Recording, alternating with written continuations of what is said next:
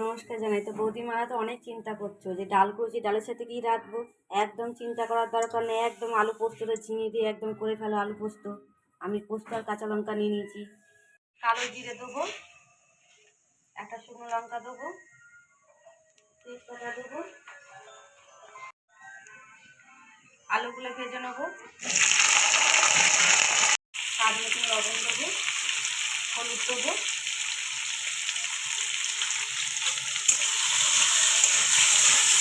ঝিঙেগুলো দিয়ে দেবো,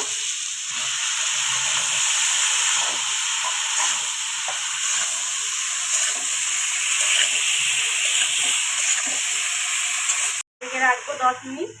দিয়ে জল ছেড়ে গেছে, আমি এই পোস্তটা দিয়ে দেবো। কাঁচা লঙ্কা বাটা, পোস্ত বাটা দিয়ে দিলাম।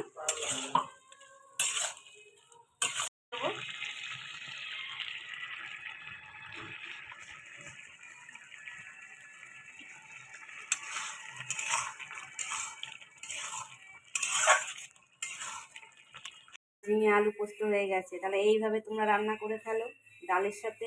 ডাল দিয়ে আর এইভাবে পোস্ত দিয়ে একদম খাওয়া জমিয়ে হবে। তো ভিডিওটা ভালো লাগলে লাইক শেয়ার সাবস্ক্রাইব করে দিও। চলি।